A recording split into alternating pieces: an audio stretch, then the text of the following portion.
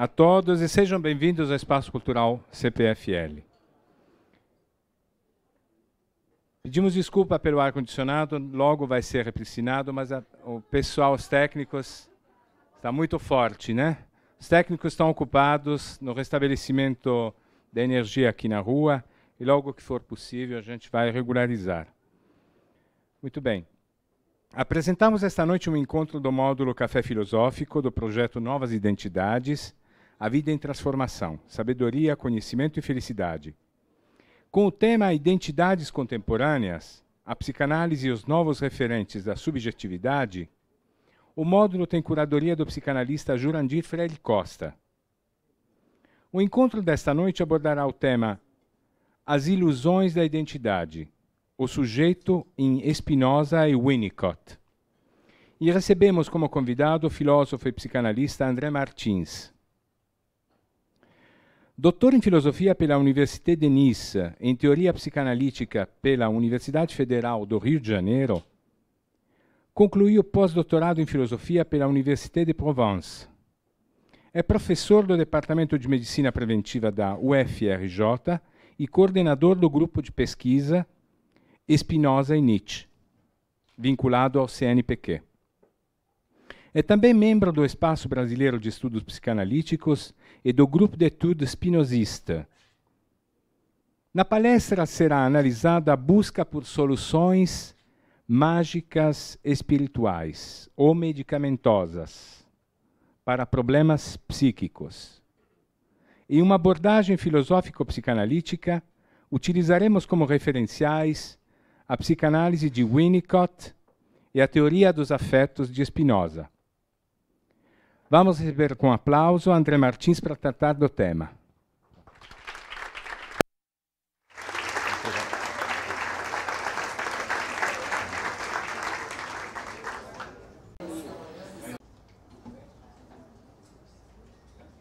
Tudo bem? Boa noite a todos. É um prazer estar aqui, agradeço, né, pelo convite. E, bom, eu trouxe para vocês hoje, né, como o Giancarlo anunciou, uma proposta de analisar a religião e que eu chamo de enquanto solução mágica, né, e também as tecnologias médicas, né, sobretudo farmacológicas, sob o prisma, quer dizer, utilizando como instrumento a teoria dos afetos de Spinoza e depois também, enfim, alguns pontos da teoria winnicottiana, né? Que é o Winnicott é um psicanalista do século XX, morreu em 1981, acho, e o Spinoza é um filósofo do século XVII, né, que morreu em 1670 e alguma coisa. Bom, então, para começar, eu vou começar com Spinoza, né, que vai ser o nosso primeiro instrumento para seguir o nosso raciocínio. E o Spinoza, ele, diferentemente dos filósofos da época e até dos filósofos posteriores, né, ele inaugura um tipo de novo paradigma para se pensar os afetos. Porque até então, inclusive em Descartes, que é um contemporâneo de Spinoza, os afetos sempre foram vistos como paixões e essas paixões como opostas à razão. Né? Quer dizer, então, numa herança platônica do mundo inteligível separado do mundo sensível, né? O Descartes, por exemplo, mas vários outros filósofos, os filósofos em geral, eles pensavam sempre que a razão iria trazer solução para as paixões sendo da ordem da corporeidade e das emoções, e a razão não, quer dizer, como pertencendo a uma ordem do inteligível. O Spinoza, voltando a ele, foi o primeiro filósofo a propor um recorte diferente para a compreensão das nossas emoções, e ele lançou esse conceito do afeto, né? E ele distinguiu afetos ativos de afetos passivos. Ou seja, o que antes era visto como paixões, ou seja, todos os afetos eram vistos sempre como passivos, o Spinoza diz que não. Existem afetos que são passivos, que são as paixões, e afetos que são ativos, né? E que é essa distinção que vai determinar, quer dizer, se um afeto, aí já é a definição dele, abaixa a nossa potência de agir ou aumenta a nossa potência de agir. Bom, outro ponto dentro disso, né, quer dizer, o que o Spinoza está dizendo é que nós só vivemos e só pensamos e só agimos a partir de afetos, né? Quer dizer, então nós nos afectamos, temos afecções no mundo, né, somos impressionados pelo que nos chega, e essas afecções geram em nós afetos. E esses afetos, justamente, eles podem ser passivos ou ativos. E de modo que a razão ela vai ser pensada não mais como uma instância distinta dos afetos, mas como um gênero de conhecimento, um modo de conhecimento, de condução da nossa compreensão do mundo, que vai permitir ou favorecer a que a gente possa transformar afetos passivos em afetos ativos. Então a razão Spinoza vai ser uma razão que não se separa mais da vida, dos afetos, do corpo, da corporeidade, mas sim uma razão imersa no mundo sensível, imersa no único mundo, né, que existe, como uma auxiliar dos nossos afetos. Então, feita essa introdução, quer dizer, o nosso primeiro ponto dentro do Spinoza vai ser tentar pensar de uma maneira breve e operacional, instrumental para o uso que a gente vai fazer, de como que o Spinoza está diferenciando os afetos passivos dos afetos ativos e de que maneira a gente pode entender, quer dizer, como é possível fazer essa passagem, essa transformação de afetos passivos em ativos. Os afetos passivos, a explicação dele, esse início é conceitual, né? Depois a gente avança mais à vontade. Os afetos passivos, eles são, segundo a definição do Spinoza, os afetos que são gerados, cuja causa somos nós enquanto causa inadequada. Quer dizer, repetindo, quando nós somos causa inadequada dos nossos afetos, esses afetos são passivos. Quando nós somos causa adequada dos nossos afetos, os afetos são ativos. Essa causa adequada está significando que quando os afetos eles vêm de nós mesmos, esses afetos são ativos.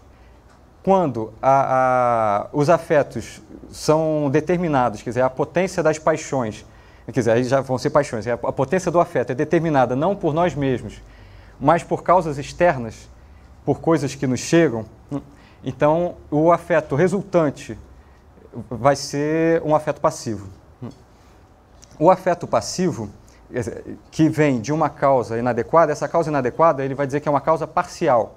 Isso é importante também porque, mesmo quando a potência do nosso afeto vem de fora e não de nós mesmos, nós somos causa parcial desse afeto. Porque se a gente não fosse causa de modo algum, as impressões que nos chegam não iam ter nenhum eco dentro da gente, quer dizer, então a gente simplesmente ia ficar indiferente ao que nos aconteceu, ao invés de, como no caso do afeto passivo, a gente ser levado a agir, usando um termo que inclusive é um termo do Nietzsche, né? Mas acho que fica mais fácil de entender, a agir reativamente. Então, a causa externa e o afeto passivo, eles dizem respeito aos momentos em que a gente age por reação a algo que nos chega. Então, digamos, eu vou fazer alguma coisa não porque aquela coisa me realiza ou porque eu desejo fazer aquela coisa, quer dizer, esse desejo ele vai estar vinculado, vai ser dependente de algum valor externo, e aí eu tenho essa ação não por mim ou porque aquilo aumenta a minha potência de agir, mas sim porque eu estou respondendo reativamente a algum estímulo, alguma provocação, alguma rivalidade, alguma competição, etc., externo. Bom, e no caso do afeto ativo, onde a causa, nós somos causa não parcial, mas plena, né? Essa ideia da causa plena também tem que ser entendida, ela também é delicada, né? Porque ela não vem de dentro como se fosse de uma essência nuclear nossa, né? A ideia do Spinoza, ele está pensando em termos de uma imanência. Esse vir de dentro quer dizer que as coisas me chegam de fora, né? Esse dentro ele está em interação, ele existe em interação com o mundo, mas o que acontece é uma transformação, um processamento do que me chega a meu favor, quer dizer, de uma maneira muito própria, de uma maneira autêntica, se a gente quiser usar o termo. Bom, esses são assim os pontos iniciais, né, do Spinoza. A gente vai ver que depois eu vou tentar redizer isso, mais ou menos essa mesma diferenciação com a psicanálise do Winnicott, onde eu acredito que vai ficar talvez um pouco mais fácil de entender essa diferença e também o porquê que eu estou trazendo ela, né? E a gente vai usar tanto o Spinoza quanto o Winnicott para pensar, portanto, a crença religiosa, né? E depois o uso, o consumo, né, de medicamentos. Em relação à crença religiosa, quer dizer, os dois temas eu pretendo pensá-los na contemporaneidade, né? A crença religiosa, ela não é uma exclusividade da contemporaneidade, no entanto, ela é muito forte, muito presente na contemporaneidade, né? E, em particular, quer dizer, se a gente pensar em termos de solução mágica, quer dizer, não que não fosse solução mágica em outros tempos, mas na contemporaneidade acho que dá para a gente pensar que ela aparece com frequência nesse sentido que eu também vou explicar, né? Mas antes disso, quer dizer, queria dar só algumas pinceladas em relação à crítica à religião de autores do Freud, né? E depois do próprio Spinoza e também do Nietzsche. Bom, e depois falar do Winnicott. O Freud, como em geral as pessoas sabem, né? Ele foi um crítico muito ríspido contra a religião, sobretudo no livro Futuro de uma Ilusão, onde ele considera que a religião é uma ilusão no sentido de que, pelo fato de Deus ser visto como um pai protetor, né, a religião traria um conforto, mas um conforto que levaria a um comodismo no sentido da gente se acomodar às nossas neuroses, ao invés de tentar solucioná-las ou elaborá-las, né? Bom, o Freud ele faz além dessa crítica, que eu acho que ela se mantém até hoje, ele contrapõe a isso uma visão assim da ciência, que ele acredita na ciência e tal. Bom, isso eu acho que já ficou um pouco defasado, é tema também da apresentação de hoje. Mas essa ideia do Freud, eu acho que ela continua válida até hoje e vai também estar como fio condutor dessa análise sobre a crença religiosa. O Nietzsche, ele é um crítico mais radical ainda, né, à religião, que ele vai apresentar, né, o problema da religião como estando vinculado ao fato da religião propor uma outra vida, um outro mundo, um mundo do além, ou que essa vida existe como sofrimento, purgação, etc, etc. Ou seja, ele vai tentar analisar a religião como uma maneira que os homens encontram para se conformar aos sofrimentos da vida, né? Porém que é uma maneira que, na verdade, radicaliza esse sofrimento no sentido de propor uma saída que denigre essa vida, esse mundo, o aqui e agora, né? A vida terrena e não a vida do além. Ele vai associar isso à moral, né? Depois até, enfim, no debate a gente pode desenvolver cada ponto desse, se for o caso, né? E o Spinoza também é um grande crítico da religião. Ele, inclusive, foi excomungado, né? Perseguido por todos os tipos de religião, tomou uma facada nas costas, né? Até por conta disso. Não costurou o casaco, isso é anedota, né? Só assim, para a gente entrar um pouco no clima, não costurou o casaco onde ele tomou a facada. E as pessoas perguntavam, por que você não costura o seu casaco? Ele dizia, para mostrar o quanto é perigoso pensar. Bom, e a crítica do Spinoza à religião, a gente pode resumir ela, que é uma crítica à superstição, né? Quer dizer, então ele criticava a religião no sentido de que o homem teria feito um Deus à sua imagem e semelhança, né? No sentido de que as coisas no mundo elas existem porque existem na imanência da existência, e o homem encontra utilidade nas coisas, né? Então ele encontra alimentos, ele encontra utilidade em várias coisas, e achou por isso, como as coisas lhe eram úteis, que alguém deveria ter criado essas coisas para servir ao homem, né? Quer dizer, então foi assim uma atitude narcísica, né? Uma leitura narcísica que ele fez do mundo, né? De que se as coisas serviam a ele, alguém criou as coisas para servir a ele. E se o homem criava coisas para a sua própria utilidade, e existiam coisas na natureza que também lhe eram úteis, então deveria ter existido um grande criador dessas coisas, que as criou para servir ao homem, e que o homem, portanto, deveria prestar honra a esse grande criador, que, portanto, teria criado o homem para lhe honrar, enfim. E que esse Deus, né, ele existiria, portanto, para premiar ou para punir os homens de acordo com o fato dos homens estarem lhe prestando serviço ou não, né? Então, a crítica do Spinoza, quer dizer, que esse Deus criado à imagem e semelhança do homem era um Deus antropomórfico, né? E que Deus não deveria ter essa mesma mesquinharia dos homens, né? De exigir que lhe prestem culto, que lhes agradeça, que a gente agradeça a Ele, né? Pelo que Ele nos dá, etc. Bom, e dentro disso, outra crítica que ele faz é que, portanto, esse Deus, né, e essa religião, eles estariam servindo para explicar tudo aquilo que o homem não explicaria, né? Então, as coisas que o homem não encontrava explicação no mundo e, sobretudo, mais uma vez, o sofrimento humano, as angústias, o mal, né? E que isso seriam desígnios de Deus, isso viria de uma vontade caprichosa, né, de Deus, e que o homem não entendia a razão, mas que alguma razão existia. E aí vem todas aquelas frases, né? Deus escreve correto com palavras tortas, não é essa frase não. Escreve certo em linhas tortas, perfeito, né? Então, quer dizer, esses todos lugares comuns, eles viriam para explicar essa...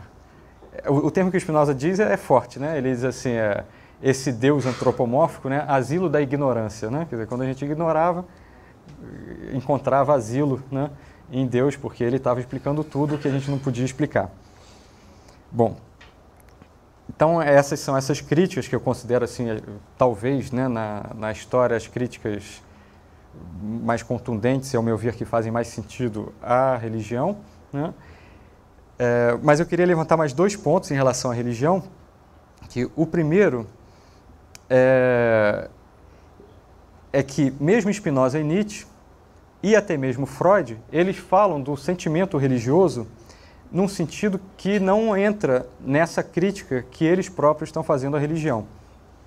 Então, por exemplo, o Spinoza, o grande livro dele, que é a Ética, é um livro sobre Deus, né? Quer dizer, sobre a ética humana, mas a primeira parte do livro é um livro dividido em 5 partes. Essa primeira parte é de Deus, sobre Deus, né?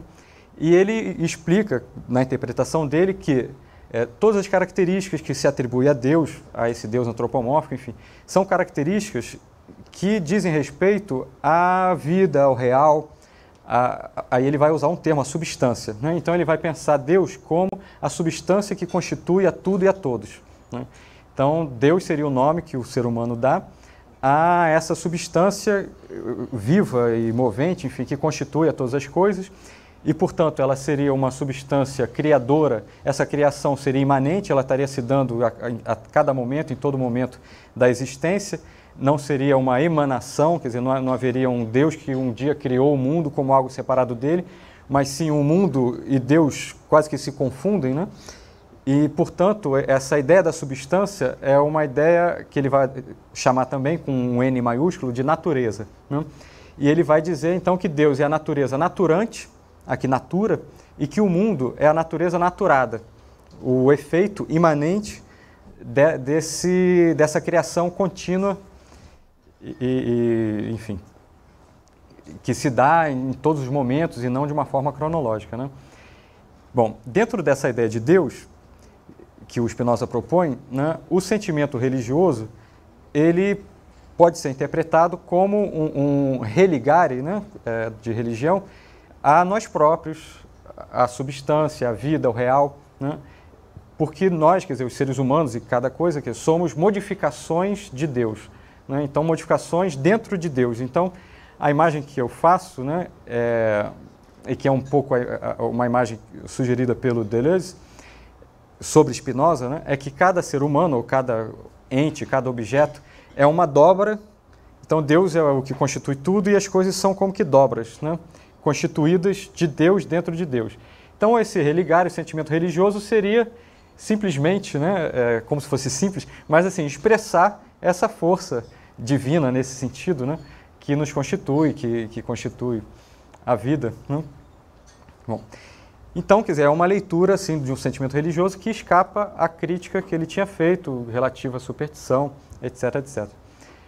O Nietzsche, por incrível que pareça, né, porque é o filósofo da frase repetidamente dita na obra dele, ao longo da obra dele, Deus morreu, Deus está morto e tudo mais. Tem um livro, né, o Anticristo, que pode ser traduzido também como o anticristianismo, enfim. Ele também fala de Deus, né? E ele fala recuperando a ideia de divindade, de religiosidade da Grécia Antiga. Por exemplo, no livro Nascimento da Tragédia, ele diz que nós somos individuações apolíneas, né? Que Apolo seria o deus das formas, né? E que essas individuações apolíneas, elas expressam uma força dionisíaca, né? Então, que o mundo seria constituído de uma pulsão dionisíaca e essa pulsão dionisíaca se individuaria nas pessoas. E que, portanto, né, a religião dionisíaca seria uma forma de se religar, se a gente quiser usar o termo, quer dizer, de expressar, de viver no mundo apolíneo, no mundo da individuação e da diferença, essa potência, essa força constitutiva dionisíaca. O Nietzsche tem frases assim, inesperadas, né, para quem não as conhece, do tipo, por exemplo, ele diz que o filósofo é um ventríloco de Deus, né? Enfim, então ele está também falando, né, dessa religiosidade, ou desse sentimento religioso, de uma forma que escapa à crítica, no caso mordaz e radical, que ele próprio fez à religião. Bom, o Freud, né, por sua vez, quer dizer, ele vai também falar um pouco desse sentimento religioso de uma maneira mais branda no iniciozinho do livro Mal-Estar na Cultura, né, ou Mal-Estar na Civilização, a partir de uma resposta a uma carta de um amigo dele, chamado Romain Rolland, que lhe fala que, a respeito do livro O Futuro de uma Ilusão, onde ele criticava a religião, esse amigo diz, não, você está criticando a religião, as religiões instituídas, as religiões, enfim, enquanto religião, mas o sentimento religioso não passa por aí. E o Freud, ele vai então tentar analisar esse sentimento, o que seria esse sentimento religioso, que ele define em resposta ao Romain Rolland, com termos que são do Romain Rolland, mas também dele, Freud, falando de um sentimento oceânico. E aí ele diz, esse sentimento oceânico de comunhão com o mundo, com as outras pessoas, com as coisas, né, ele estaria ligado ao fato de que o bebê, quando nasce, ele não se diferencia, ele não sabe que ele é uma unidade, ou enfim, ele ainda não se constituiu enquanto unidade, e ele não sabe onde existe o limite entre ele, a mãe e o mundo, né? E então é a partir daí, dessa identificação com a mãe e desse sentimento que a psicanálise vai chamar, né, de onipotência, que teria origem esse sentimento oceânico do adulto, que seria, portanto, enfim, esse sentimento religioso de unidade ou de comunhão com tudo, com todos, com os outros entes, né, com as outras pessoas. Bom, fazendo só um adendo, né, o termo sentimento oceânico eu não considero assim um termo bom, porque a ideia do sentimento oceânico seria que cada um de nós é uma gota no oceano, né, uma referência a passagens da Escritura, mas que essa gota, se a gente pensar nessa imagem, a gota no oceano, ela se dissolve. E eu acho que o que há de interessante na leitura do Spinoza e do Nietzsche, por exemplo, é que a individuação, ou em Spinoza o modo, né, não se dissolvem. Quer dizer, existe uma coexistência e um copertencimento da individuação e desse sentimento de comunhão, né? Então seria como se a gente pensasse assim, um oceano onde cada gota fosse individuada, né? Bom. Enfim, então eu estou abordando esse sentimento para a gente tentar pensar, né, a análise que eu ainda vou fazer, como levando em conta isso também, para não ficar uma coisa simplesmente maniqueísta ou simplista, enfim. A religião é ruim, ponto final. Bom, religião é ruim, mas de algum modo ela responde a algum anseio humano, então vamos tentar pensar essa outra forma.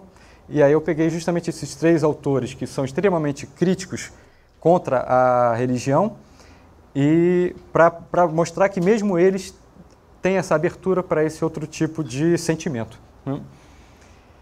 Bom, então a primeira coisa que eu queria falar já na análise, né, então já não é mais a primeira, eu lembrei de mais uma, mas é que assim, portanto, quer dizer, a religião, eu diria, ou a gente poderia pensar junto, que ela nos serve, usando o termo do Spinoza, para aumentar a nossa potência de agir, né?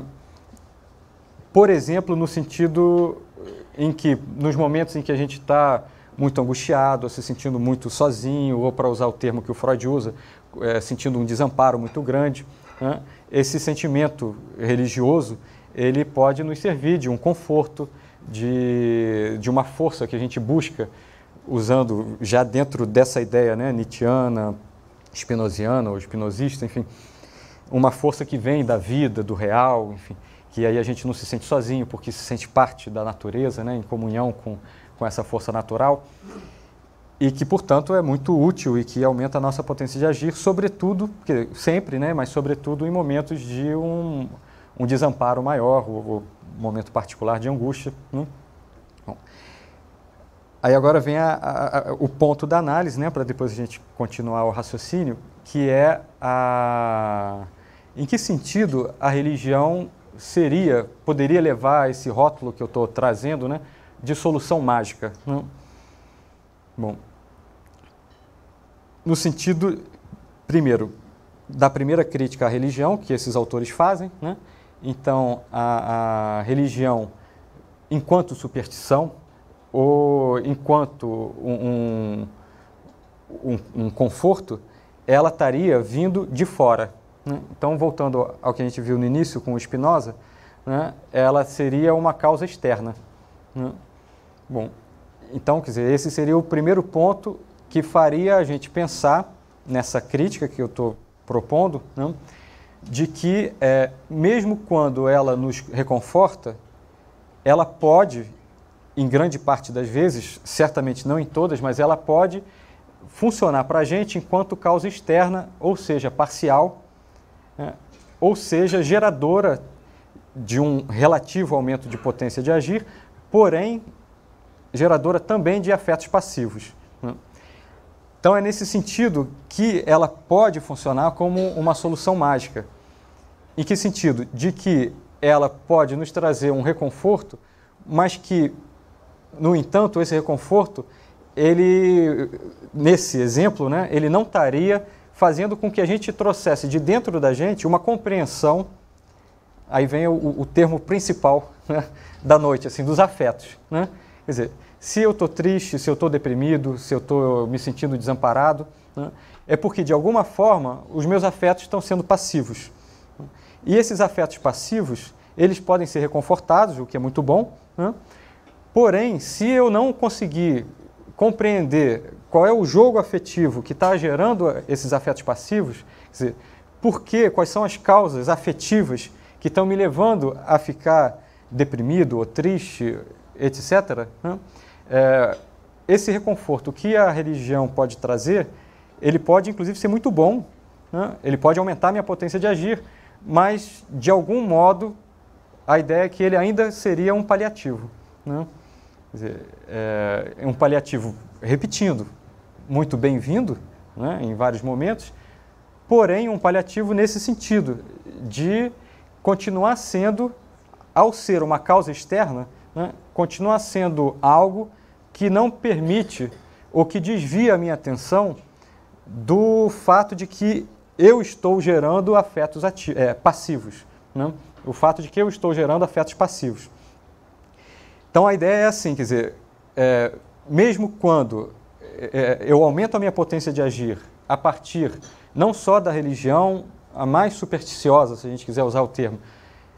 Porém, mesmo enquanto esse sentimento religioso que eu analisei, enfim, se a gente o tomar como só positivo, ele poderia trazer esse aspecto negativo de desviar a nossa atenção para uma elaboração dos nossos afetos. Por quê?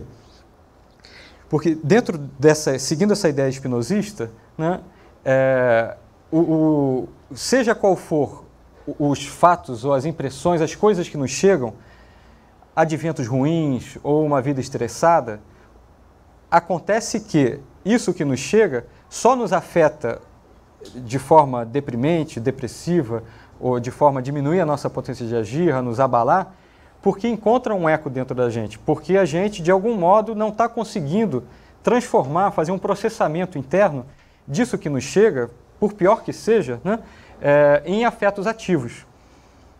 E, portanto, quer dizer, algo como a religião instituída, ou mesmo um sentimento religioso, por mais que nos dê um gás momentâneo,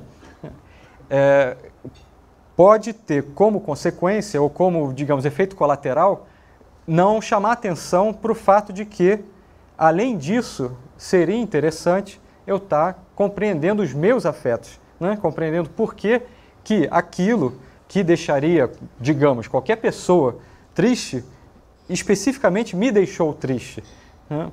Quer dizer, então, assim, como tentar reagir ao que nos chega ou às nossas dificuldades psíquicas, né, de modo mais duradouro, no sentido de modo a que seja uma conquista minha, a que eu possa, a partir das coisas que me chegam, fazer essa elaboração interna.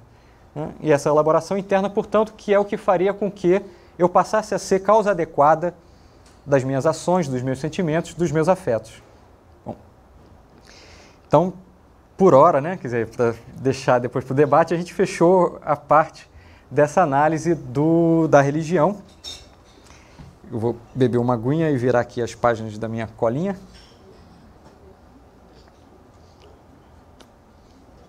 E vi que eu deixei de falar também da religião em Winnicott, mas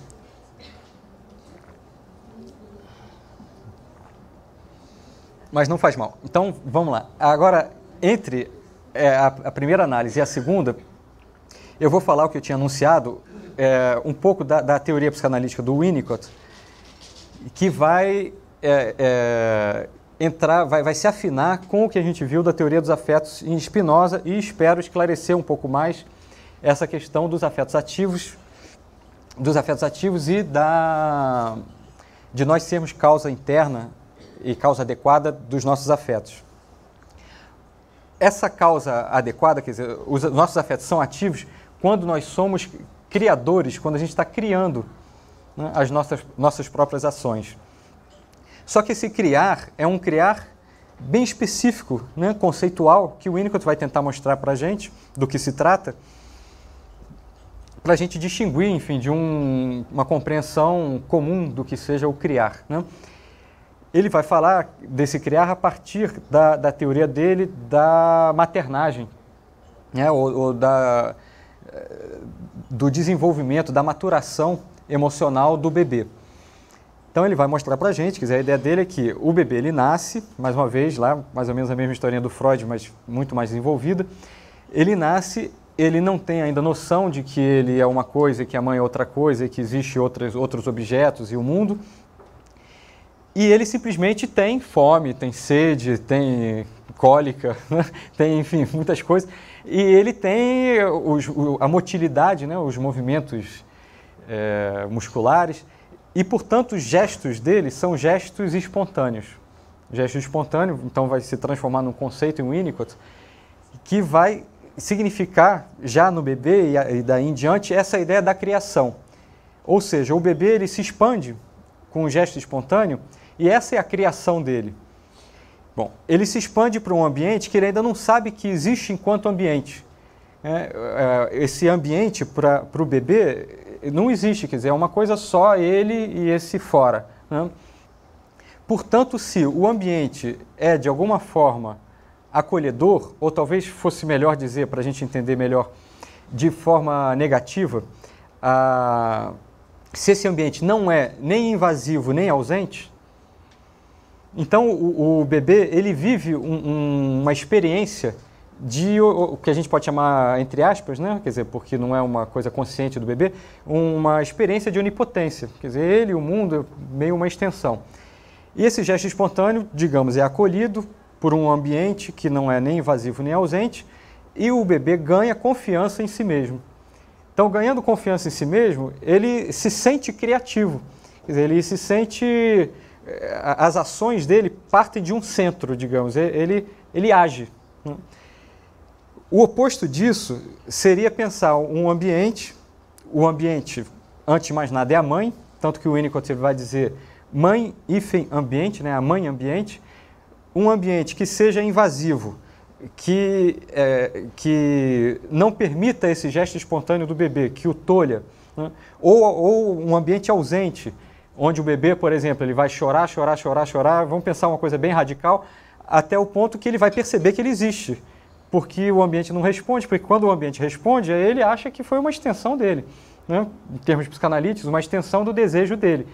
Se o ambiente não responde, se é muito ausente, aí ele começa a perceber que ele existe, né? Porque ele não é mais onipotente, digamos, né?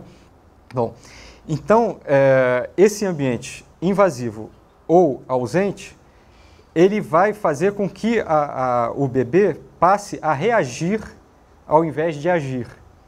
Então, quer dizer, é um conceito psicanalítico bem spinozista, né, e nietzschiano também, né? Quer dizer, ele passa a reagir e não a agir, ou seja, as ações dele vão estar submetidas ao ambiente. Antes de agir espontaneamente, ao invés de ter espontaneidade, ele vai primeiro se sentir acuado e é como se, né, ele pensasse, quer dizer, de algum modo ele está pensando, pensasse assim, posso agir ou não posso agir? Ou seja, para o bebê já vai se desenvolver um padrão de que existe um certo e um errado externo a ele. Aí é aquela ideia da causa externa, né? Quer dizer, então ele vai agir já pensando, posso ou não posso? Posso sentir sede? Posso sentir fome? E isso é perceptível, né? Quando a criança começa a estar uma criancinha um pouquinho maior, né? Se ela, de algum modo, né, se sentiu muito tolhida quando era bem bebezinha, ela vai ter um tipo de comportamento mais ou menos nesse sentido, que é como se ela tivesse responsável pelos pais, né? Não, eu não posso dar trabalho à minha mãe, vou ficar com fome, mas não posso dar trabalho à minha mãe, né? Porque ela perdeu essa espontaneidade, porque ela está, digamos, acuada, pensando, eu tenho que saber primeiro se o que eu quero é permitido ou não é permitido, é bom ou é ruim, né? E o gesto espontâneo não se dá mais. Esse gesto espontâneo, portanto, é da ordem da criação, em termos do Spinoza, dos afetos ativos e da causa interna adequada.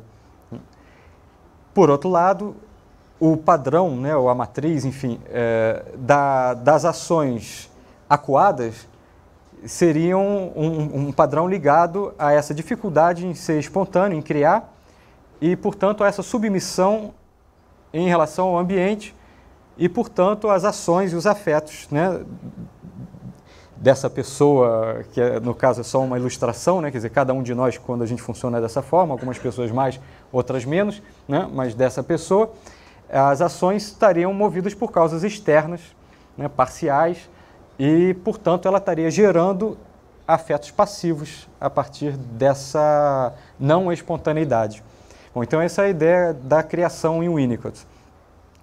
O Winnicott, quando ele vai analisar a religião, ele já vai utilizar essa compreensão na análise dele da religião. E ele vai dizer justamente que existem duas relações com a religião. Uma é aquela em que a pessoa, cada um de nós, né, o bebê, a criança e cada um de nós, em que a pessoa ela recria o seu Deus, ela recria a sua religião e, portanto, aquilo passa a ser uma invenção dela. É um fruto de um gesto espontâneo, ela está recriando o mundo ao seu modo e, portanto, o grau de atividade está sendo muito maior, muito forte, né? E que o outro modelo, quer dizer, o outro padrão seria de uma religião onde a pessoa não está criando o Deus, a religião, nem nada, ele está se submetendo a esse certo ou errado, a essa verdade externa e, a partir disso, está se submetendo a essa moral e se esforçando para seguir o que é considerado certo ou errado, bom ou mal, né? O que vai contra a sua própria espontaneidade, a sua própria criação e, portanto, contra o seu próprio ser, a sua própria expansão, o seu próprio aumento da potência de agir, que é o termo que o Spinoza vai usar, né? Então, quer dizer, essa relação com a religião, ela seria, mais do que a outra, geradora de afetos passivos, né? Bom, então agora vamos tentar fazer a passagem. Quando a gente pensa em religião, até historicamente, né, a partir de Copérnico e com o Renascimento e depois do Renascimento com a Idade Moderna, a gente pensa como oposto à religião a razão. Então a razão, historicamente, ela veio para se contrapor à religião, colocando na religião esse grande rótulo da superstição, né, e a razão, portanto, viria contra todas essas ideias dessas explicações religiosas que estariam simplesmente ligadas ao que a gente viu um pouco, enfim, a um medo, a angústia ou a um consolo, né? E a razão não, ela diria objetivamente o motivo das coisas, etc. Porém, essa razão, quando ela surge na história e até hoje, em geral, na academia, na universidade, ela é vista, interpretada dessa forma, ela, ao fazer essa crítica à religião, de algum modo ela ocupa o lugar da religião, essa crítica é Nietzsche quem faz, né, como uma nova moral, ou como uma nova verdade, né, no sentido justamente de que ela vai dizer que não é a religião que tem a verdade do mundo, é a razão. Ou seja, para a gente tentar entender bem o ponto que eu quero analisar e o cerne assim da questão. Se a gente pensar que a vida é complexa, múltipla, rica, né, e, portanto, não passível de ser reduzida essencialmente ou fundamentalmente, a razão ela funciona como? Por redução. É isso que faz da razão e da ciência a razão e a ciência serem úteis. Se a razão e a ciência não pudessem funcionar por redução, elas não serviriam para nada. Quer dizer, não seria possível, por exemplo, construir uma ponte se eu tivesse uma equação para cada ponte. Não, eu preciso ter uma equação, né? Digamos, a engenharia ela só funciona porque existem equações que valem de uma forma minimamente universal. E assim por diante, quer dizer, toda a ciência ela só funciona porque ela consegue, a partir da realidade múltipla e complexa, abstrair fórmulas simples, uma leitura simples das coisas. Então a ciência, ela quer dizer redução, e é por querer dizer redução que ela é útil e que ela funciona. Então suas qualidades estão ligadas a isso. Bom, historicamente, o positivismo, ele fez disso o quê? Uma crença, né? Então a razão e a ciência, ao acreditarem que, ou as pessoas, ao acreditarem que essa redução não só é útil e funcional e operatória, mas ela diz a essência da realidade complexa, quer dizer, ela é mais verdadeira do que a realidade complexa, aí ela não é mais científica, né? Ou até, spinozianamente, ela não é mais racional. A gente passa a entrar no âmbito da imaginação, porque ela se torna uma ideologia, né? Ao dizer que a verdade, a essência da realidade que é múltipla e complexa, não está na realidade múltipla e complexa, está numa redução que eu fiz. Quer dizer, eu estou transformando a razão numa metafísica, né? Quer dizer, então a razão que sempre criticou a religião e a metafísica, ela estaria se transformando a redução que ela faz e precisa fazer numa nova metafísica e, portanto, numa nova crença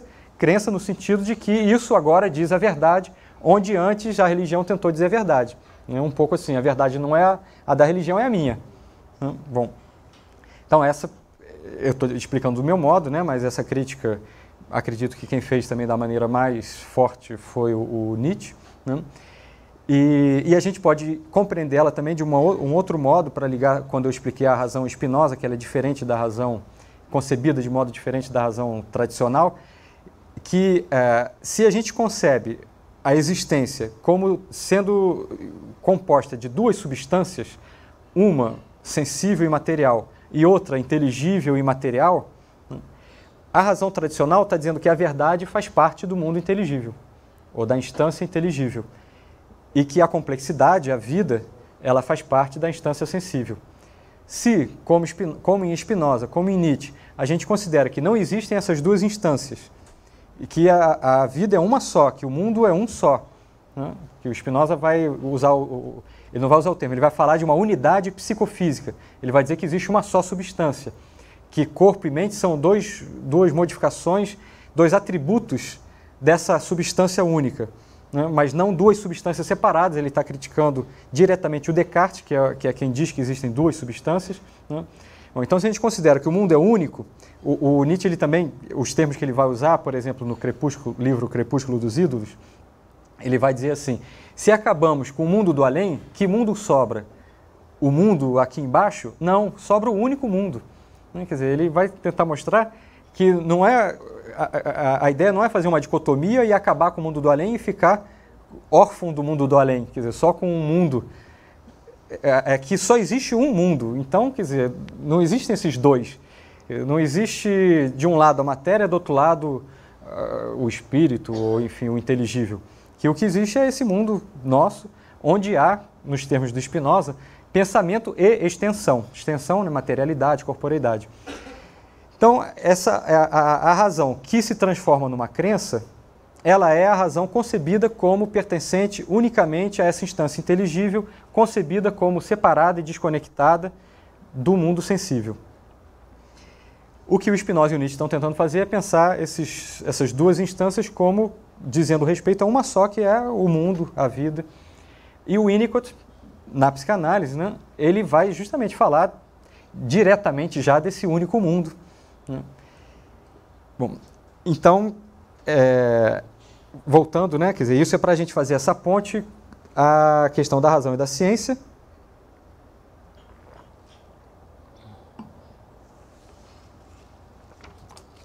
Para dizer que, quando a razão ela é concebida e utilizada como causa externa, ela vai ser também geradora de afetos passivos.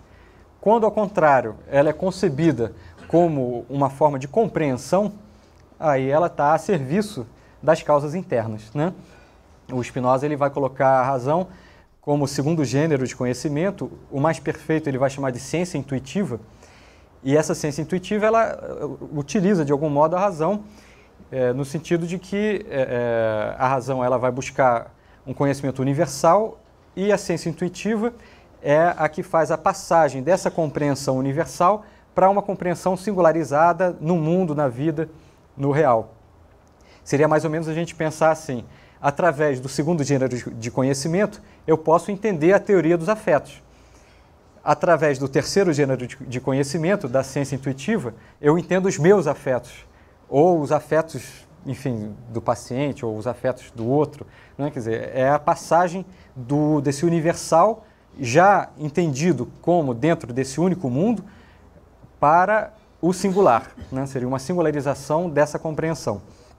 Bom, então agora a gente passa para o segundo e último ponto, né, da análise, que seriam o que a gente pode chamar de tecnologias medicamentosas que estão tão em voga hoje em dia na nossa contemporaneidade.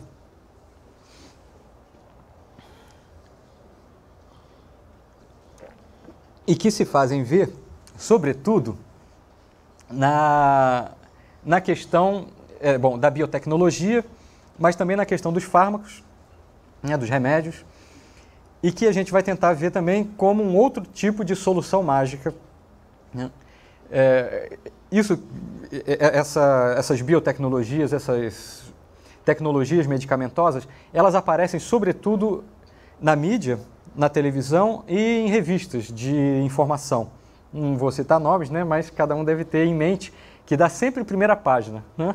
Assim, surgiu o novo antidepressivo, né, que é a pílula da felicidade, que vai trazer a felicidade, acabar com todas as dores, todos os males do ser humano, né? Ou então, a gente vai analisar talvez mais os antidepressivos, mas de uma forma geral, uma tal cirurgia que vai corrigir um tal problema, ou mesmo a ideia de uma engenharia genética, né? Quer dizer, a partir de agora todo mundo vai poder se alimentar muito mal, como se isso fosse uma grande vantagem, né? Ao se alimentar mal, mesmo que isso abaixe nossa potência de agir, não faz mal, porque depois a gente faz uma mudança genética qualquer, ou uma cirurgia, ou toma algum comprimido, e a doença que seria gerada por aquilo não é mais gerada, ou é corrigida, enfim. Quer dizer, então, outra coisa também, nessas mesmas revistas sempre aparece assim, você pode ser, eu estou lembrando de uma reportagem, não é mentira, talvez até alguém aqui tenha lido, você pode ser um psicopata também, né? Quer dizer, é sempre uma coisa assim, bem para chamar atenção, aí vem aquele quadro de sintomas, né? Aí no final um questionáriozinho, aí depois tem a resposta para você saber se é ou não é um psicopata, né? Ou se é ou não é um compulsivo, e aí vem como se fosse um cardápio de doenças, né? Que a gente acaba se sentindo assim, um consumista das doenças, né? Poxa, qual será a minha? E aí vê lá, bipolar, aí entrevistam um bipolar, botam a foto do bipolar, aí ele contando lá como é que é a experiência dele, ou então você é um deprimido, ou não é uma depressão, né? É só um baixo astral, e aí começam aquelas diferenciações. E depois diz assim, uma lista de sintomas e o remédio correspondente, é claro, né? Sempre o remédio correspondente ou a cirurgia correspondente. Bom, estou tentando assim ilustrar com o que me vem à mente para vocês entrarem no clima do que eu estou criticando, né? Mas os exemplos são inúmeros, né? São ligados também à medicina ligada à estética e não tanto à saúde. Essa ligação estética, às vezes também vem a questão da obesidade, vem muita coisa nesse bojo, sempre de uma forma assim, pílulas da felicidade, pílulas do emagrecimento, pílulas para isso, pílulas para aquilo, ou remédios, procedimentos médicos, etc. E a questão principal, todos sempre apresentados como milagrosos, né? Quer dizer, sempre apresentados, ainda que em alguma nota de pé de página esteja dizendo que não é bem assim, é apresentado não é bem assim da seguinte forma, né? Quando não dá certo, talvez não foi receitado o bom remédio, né? Ou aquele paciente era sensível àquilo, ou para aquele paciente não deu certo. Em outras palavras, a culpa é do paciente, não é nunca da medicina. Então, é um pouco assim, você continua testando, continua tentando que você vai achar o seu remédio, né? Você vai achar a sua cirurgia ou a sua intervenção, o seu exame, que vai deixar você perfeito, refeito, feliz. Quer dizer, então, sempre com esse cunho de milagre, por um lado, e, por outro lado, também com uma carga simbólica de consumo muito forte, né? A tal ponto que, no consultório, a gente vê pacientes que querem consumir isso tudo, né? Um pouco assim, poxa, se todo mundo toma remédio, por que eu não tomo? Um pouco uma virada assim, da psiquiatria, né? Antes era coisa de doido, hoje em dia não, ao contrário, dá status, né? Poxa, eu quero ter um psiquiatra também, né?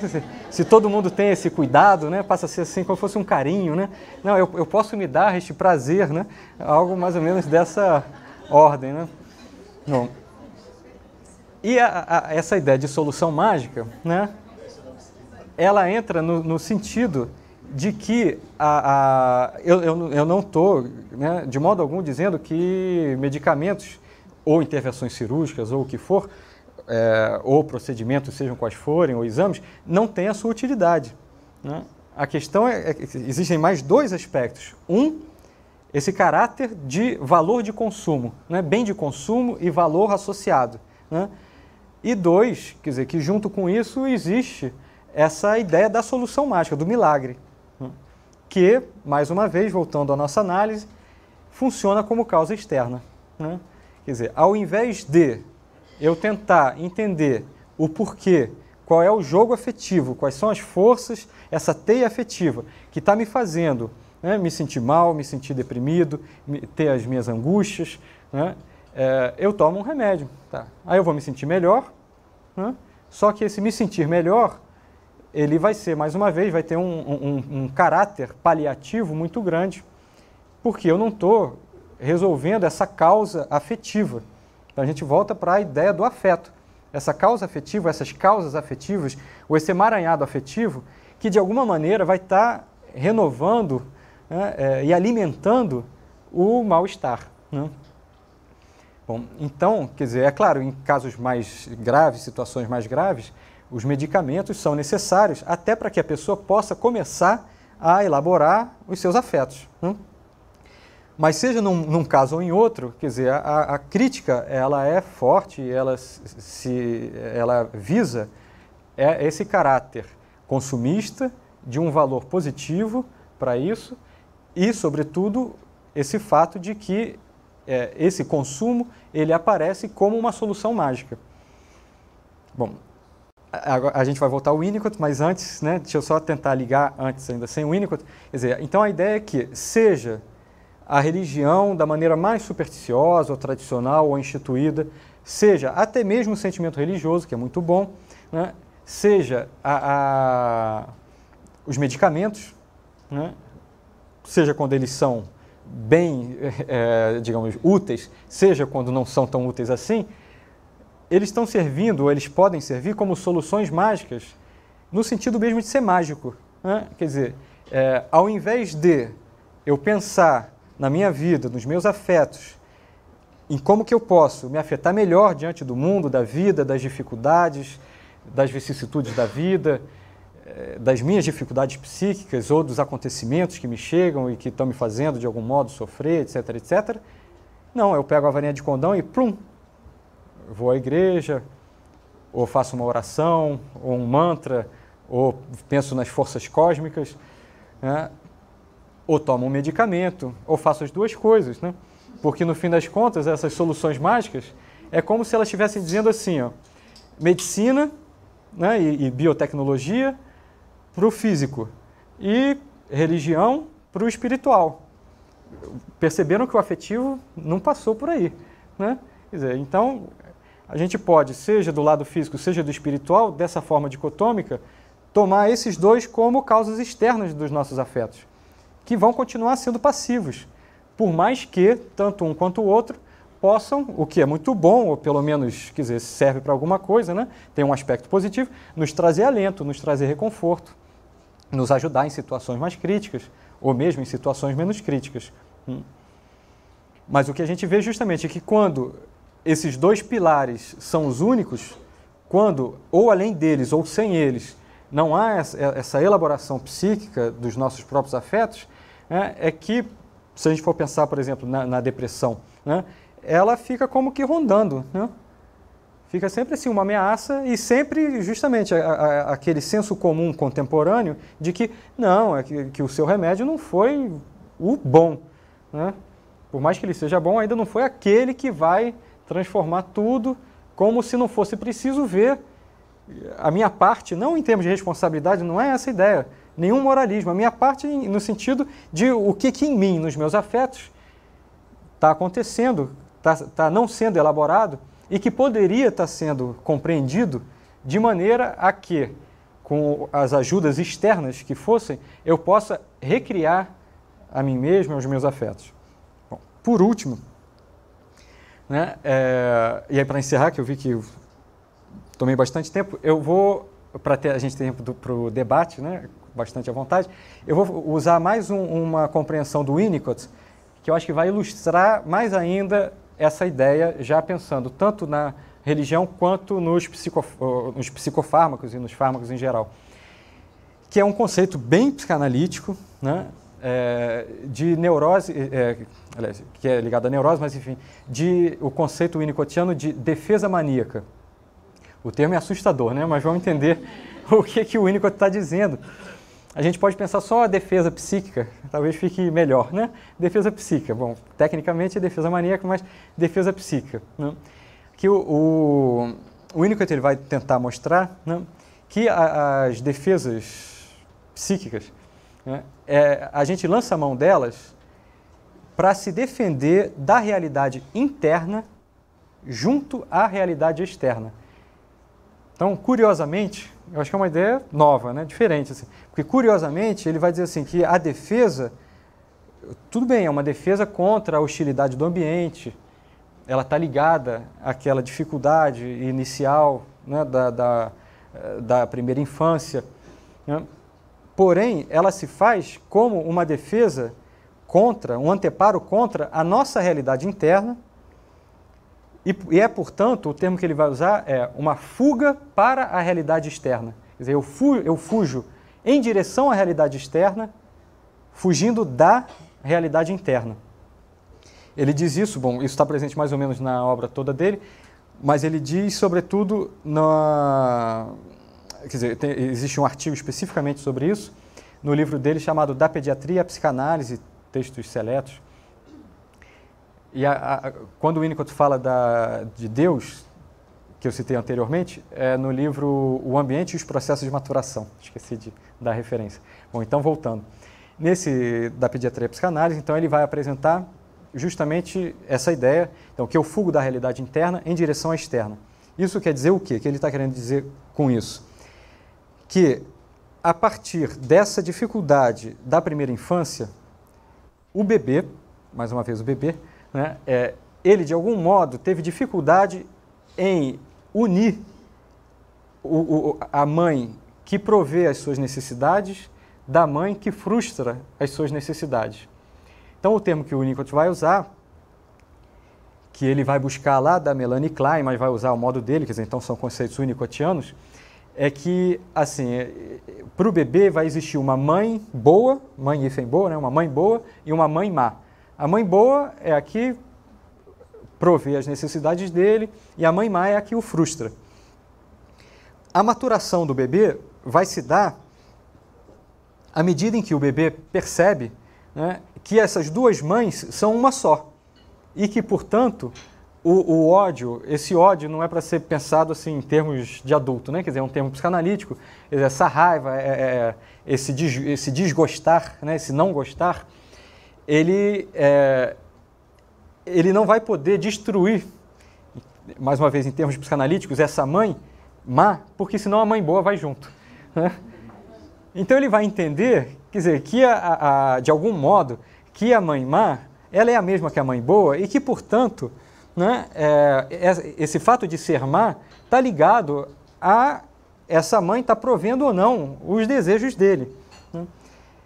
E que, portanto, é importante que ele preserve essa mãe, né, e a veja como, de algum modo, uma unidade, para que ele possa tê-la, continuar tendo-a.